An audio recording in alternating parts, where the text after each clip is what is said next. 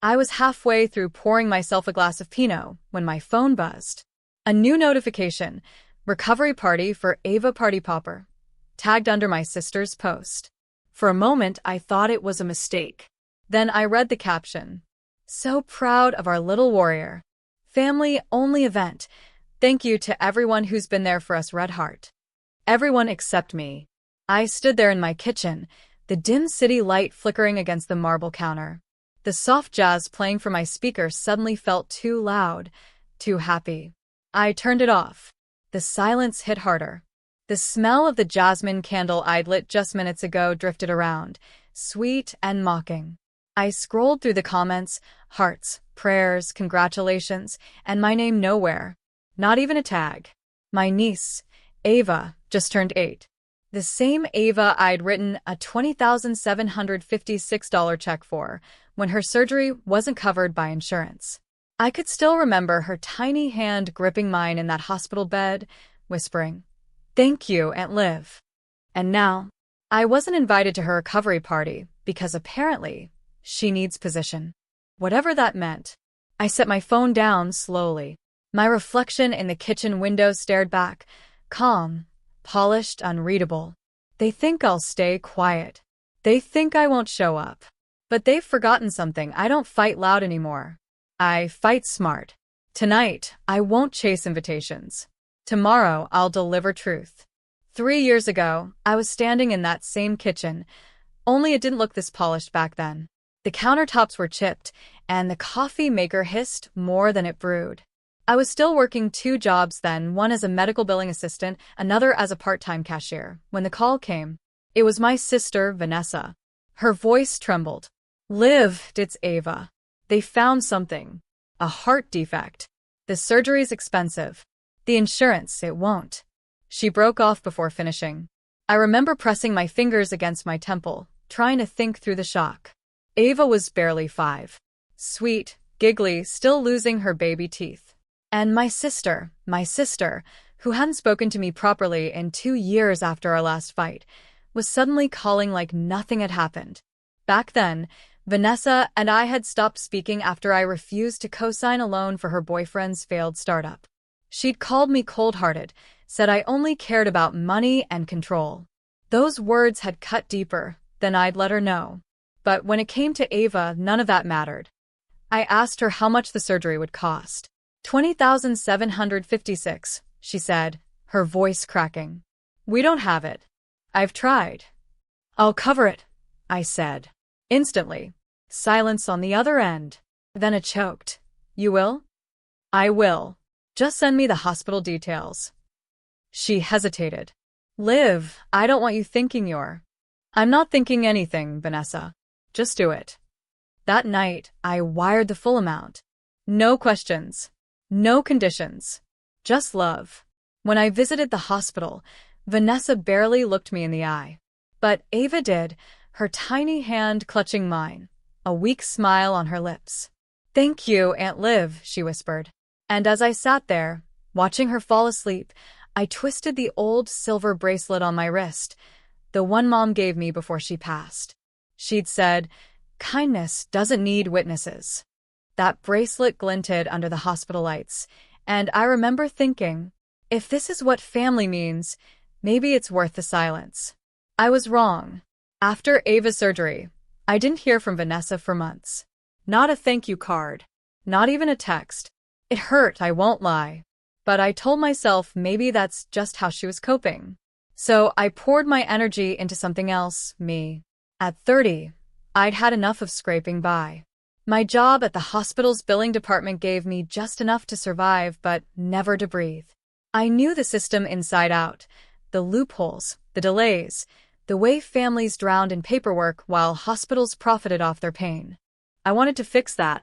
So, after long nights of research and a few sleepless weekends, I quit. Everyone thought I'd lost my mind. I drained my small savings and started my own consulting firm, Hayes Medical Advocates. One woman, one laptop, one rented desk in a co-working space that smelled like burnt coffee and fresh paint. My first client was a single mother whose insurance had denied her child's treatment. I fought for her claim, drafted appeals, called every contact I had, and 2 weeks later, the hospital reversed its decision. She cried. I did too. That's when I realized I could change lives with what I knew. But the road wasn't easy. I worked 15-hour days. I learned marketing, accounting, law, everything YouTube could teach. My nails were always chipped, my coffee always cold. There were nights I cried on the office floor, wondering if Vanessa was right. Maybe I really was obsessed with control. Then came Caroline, an older consultant who used to visit our building. She had this calm authority about her, like she'd seen storms and learned how to walk through them dry. One evening, she stopped by my desk and said, "You've got something rare, Olivia. You don't talk money. You talk purpose. Keep that." Her belief lit something in me. Within 2 years, I had a small team. Within 3, we had clients in 6 states. I bought my first office suite, all glass and soft gray walls, and signed the lease with shaking hands. Every time I reached a milestone, I wanted to call Vanessa to tell her I made it. But I didn't. Because every time I tried, her silence answered first. On social media, she posted family barbecues, trips, birthdays. Ava growing up, bright, beautiful, smiling. And me? I stayed quiet. Just a few neutral updates. No luxury photos, no humble brags. Let them think I was still struggling. It was easier that way. Besides, my success wasn't built to prove them wrong. It was built to prove me right. Still, sometimes late at night, I'd find myself twisting that old silver bracelet. Mom's words would echo softly in my mind. Kindness doesn't need witnesses. But as my company grew, and my heart slowly healed, I started to wonder, what happens when the people you loved the most mistake your silence for weakness? I was about to find out. The morning after that post, I woke up before sunrise. The city was still half asleep, mist curling over the harbor. I stood by the window, sipping my coffee, the bracelet on my wrist catching the early light. Ava's recovery party was today. And no, I wasn't invited. But I didn't need an invitation to check on the child whose life I helped save. By noon, I pulled up in front of my sister's house in Bellevue, suburban perfection. White porch, trimmed hedges, laughter spilling through open windows. I could hear music, upbeat, childish, warm. The kind that used to make me smile. I stepped out of my car, heels clicking against the driveway. The second I walked up the path, the noise inside seemed to quiet. Someone at the window froze, then turned away. When I stepped through the door, all eyes landed on me. Vanessa stood near the kitchen island, holding a tray of cupcakes. Her smile faltered, just a fraction. "Olivia," she said, setting the tray down too quickly. I didn't think you were coming." "I wasn't invited," I said simply. The silence that followed could have sliced through glass. Ava was sitting on the couch, a soft pink blanket over her legs. When she saw me, her face lit up. "Aunt Liv," she squealed, reaching her arms out. My heart cracked open. I knelt, hugging her gently. "Hey, my brave girl.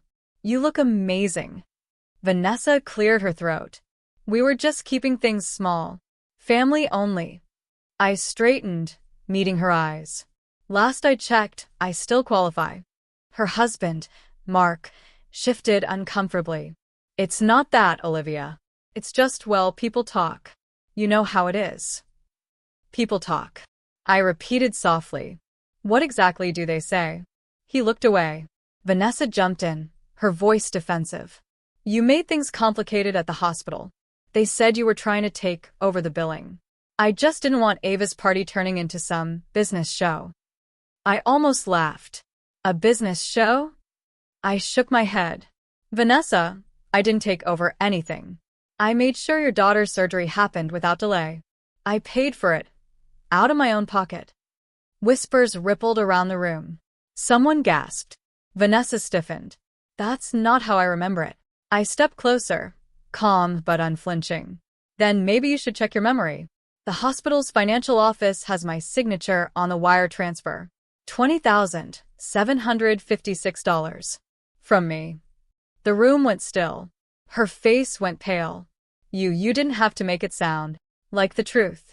I cut in, voice steady. You told everyone the hospital gave a discount. You let them believe you'd handled it all. And I stayed quiet, because I thought maybe pride was worth protecting. I looked around the room, every pair of eyes on me. But then I saw that post. Family only. And I realized something. I'm done protecting people who only remember me when they need saving. No one spoke. The tension was thick, electric. Then Ava tugged at my sleeve, her little voice breaking the silence. Aunt Liv, did you really pay for my heart? I looked down at her, swallowing hard. Yeah, baby, I did. Her small hand reached for my bracelet, tracing it with wonder. Mom said angels don't ask for thank yous. I smiled through tears. Then I guess she was half right. For a long moment, the room stayed quiet. Then, slowly, Vanessa's expression cracked. Guilt, disbelief, maybe even shame flickered across her face. I didn't think you'd still care, she whispered. I never stopped caring, I said softly. I just stopped waiting for you to notice. I turned toward the door, but before leaving, I glanced back, not angry, not bitter. Just free. Let them talk. Let them process. They'd just met the real Olivia Hayes. I didn't go home right away. Instead, I parked by the lake near the old bridge, the one Mom used to drive us over every Sunday after church. The sun was melting into the water, scattering gold and rose across the surface. I sat there quietly, letting the air cool around me, replaying every word, every stare from that house. For years, I'd carried their judgment like a weight, trying to earn love that should have never needed proof. But that day, standing in that room, I finally saw something clearly. I didn't need to be invited to belong. Still, when Ava called me later that night, her small voice soft and honest, I knew this story wasn't over. Mom's crying, she said. She told me she messed up. My throat tightened. It's okay, sweetheart. No, Ava said firmly. It's not. She told me you helped her when no one else would. There was a pause, then the rustle of the phone passing hands. Liv, Vanessa's voice broke through, small and fragile. I'm sorry. I shouldn't have lied. I finished for her, gently. Yes, she whispered. I thought if people knew you paid for it, they'd think I was a bad mother. I closed my eyes. You're not a bad mother, Vanessa. But you're a scared one. And scared people make selfish choices. She started to cry. I don't know how to fix this. You don't fix it with words, I said quietly. You fix it with actions. Silence. Then a trembling breath. What do you want me to do? I looked out at the lake. Its calm, endless reflection of light. I want you to teach Ava that gratitude isn't weakness. That love doesn't hide. And that women don't have to step on each other to stand tall. Liv, she whispered, voice breaking. I can do that. And one more thing, I added.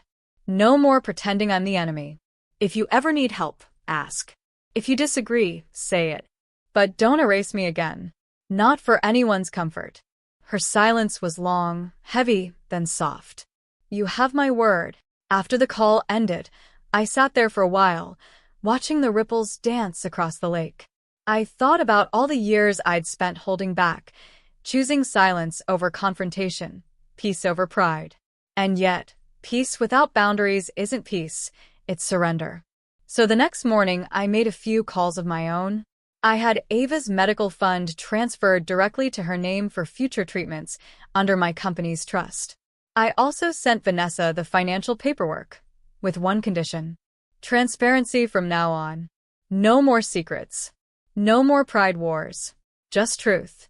A few hours later, she texted back a simple reply. Agreed. Thank you, Liv. For everything. No emojis. No false sweetness. Just honest words, the kind we'd both forgotten how to use. And for the first time in years, I felt light. I didn't need their applause. I didn't need their validation. I just needed them to finally see me, not as competition, but as the woman who'd quietly built her life from ashes and chose compassion over revenge. That was enough.